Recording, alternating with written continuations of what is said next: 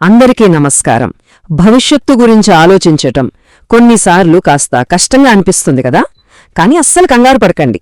ఈరోజు మనం దాని గురించి చాలా సరదాగా ఒక్కొత్త పద్ధతిలో తెలుసుకుందాం. సరే, మన ప్రయాణాన్ని మొదలు పెడదామా? సరే, ముందుగా ఒక చిన్న ప్రశ్నతో మొదలు పెడదాం. అసలు ఈ భవిష్యత్తు అనేది దానంతటా అదే వచ్చేస్తుందా, లేక మనమందరం కలిసి కష్టపడి నిర్మించుకోవాలా? దీని గురించి ఓ క్షణం ఆలోచిద్దాం. చూసారా, ఈ చిన్న ప్రశ్నలోనే అసలు విషయం దాగుంది.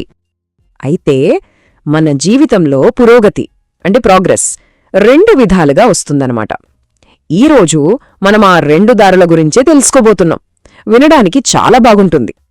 చూడండి, మనలో చాలా మంది ఎలా అనుకుంటారంటే, రోజు మనం బస్ స్టాప్కి వెళ్తే బస్సు ఎలాగో వస్తుంది కదా, అలాగే మన భవిష్యత్తు కూడా దానంతట అదే బాగుపడిపోతుందిలే అని. కానీ తెలుసా, ఇలా అనుకోవడం కాస్త సోమరితనం మాత్రమే కాదు, కొన్నిసార్లు ప్రమాదం కూడా. ఎందుకంటే రోజూ వచ్చే బస్సు ఏదో ఒకరోజు రాకపోవచ్చు కదా. ఇప్పుడు అసలు విషయానికి వద్దాం. పురోగతికి రెండు దారులున్నాయని చెప్పాను కదా. మొదటి దారి ఏంటంటే కాపీ చేయటం, అంటే 1 నుండి n వరకు. అంటే ఏంటంటే మనకు తెలిసిన సులభైన దారన్నమాట. మరి రెండో దారి సృష్టించడం, అంటే 0 నుండి 1. ఇది పూర్తిగా కొత్తది. దీనికి చాలా ధైర్యం కావాలి, ఆలోచన కావాలి. భలే ఉంది కదా. సరే, ఈ 1 నుండి n అంటే ఏంటో కొంచెం వివరంగా చూద్దామా? ఉదాహరణకి, మన వీధి చివర ఓ చాయ్ కొట్టు ఉందనుకోండి. అక్కడ చాయ్ చాలా బాగుంటుంది, జనం బాగా వస్తుంటారు. అది చూసి మనం కూడా దాని పక్కనే అచ్చం అలాంటిదే ఇంకో చాయ్ కొట్టు పెట్టామనుకోండి, దాన్ని కాపీ చేయడం అంటారు. అంటే ఇప్పటికే బాగా నడుస్తున్న ఒక ఐడియాని తీసుకుని దాన్ని మళ్ళీ చేయడం. మరి 0 నుండి 1 అంటే ఏంటి?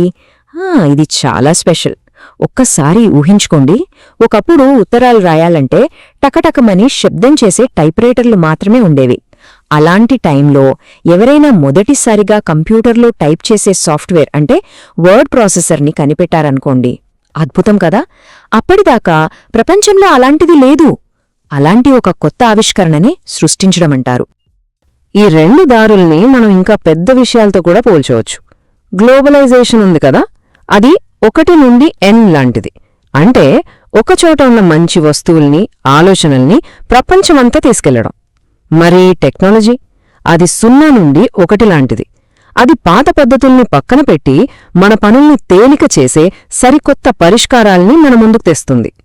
కాబట్టి మనం గుర్తుంచుకోవాల్సిన ముఖ్యమైన విషయం ఏంటంటే, చూడండి, కాపీ చేయడం వల్ల ఈ రోజు గడిచిపోవచ్చు, కానీ ఒక మంచి అందమైన రేపటిని నిర్మించాలంటే మాత్రం మనం ఖచ్చితంగా సృష్టించడం నేర్చుకోవాలి. మన భవిష్యత్తు మన చేతుల్లోనే ఉంది కదా.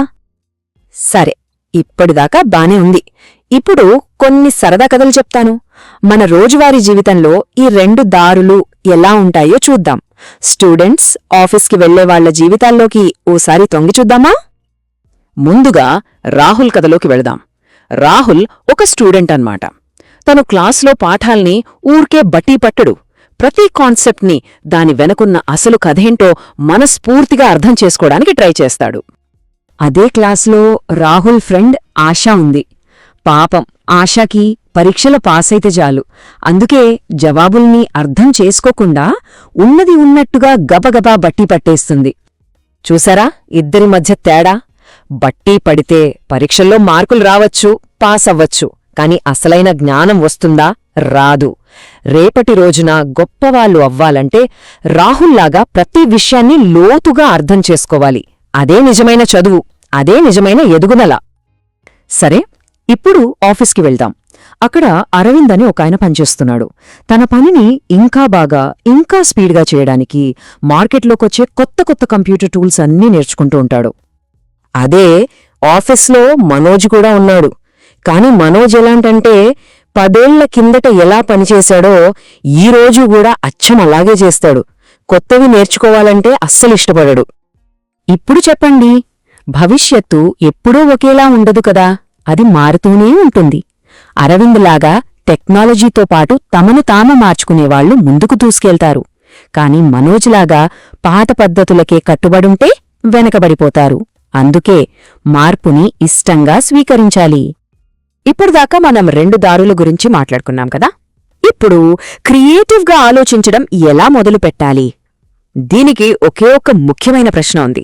ఈ ప్రశ్న మన ఆలోచించే విధానాన్నే మార్చేస్తుంది తెలుసా? ఆ ప్రశ్న ఏంటంటే, పీటర్ థీల్ అనే ఓ పెద్ద బిజినెస్ మ్యాన్ అడిగారన్నమాట, ఒక ముఖ్యమైన నిజం చెప్పండి, కానీ ఆ నిజంతో చాలా కొద్దిమంది మాత్రమే ఒప్పుకోవాలి. ఒక్క క్షణం ఆగి ఆలోచిద్దాం. ఎంత లోతైన ప్రశ్న కదా ఇది. ఎందుకలా అడిగారు?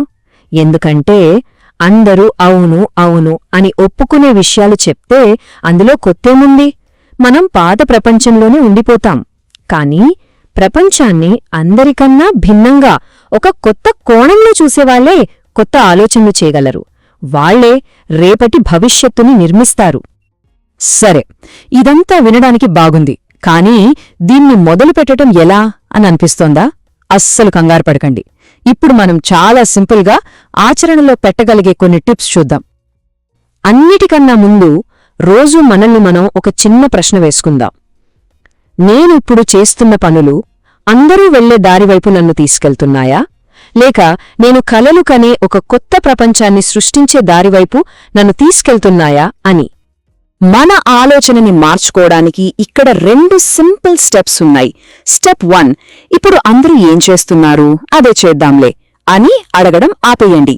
దానికి బదులుగా స్టెప్ 2, భవిష్యత్తులో ఏ మంచి విషయం ఉంటే బాగుంటుంది కాని ఇప్పుడది లేదు అని అడగడం స్టార్ట్ చేయండి. ఈ చిన్న మార్పే చాలా పెద్ద తేడాని చూపిస్తుంది. ఓసారి ట్రై చేసి చూడండి. ప్రతిరోజూ ఉదయాన్నే మనసులో ఇలా అనుకుందాం, నేను ఈ రోజుకి మాత్రమే పరిమితం కాను, రేపటి గురించి కూడా ఆలోచిస్తాను. ఒక మంచి భవిష్యత్తుని సృష్టించటానికి ఈరోజు ఓ చిన్న అడుగు వేస్తాను.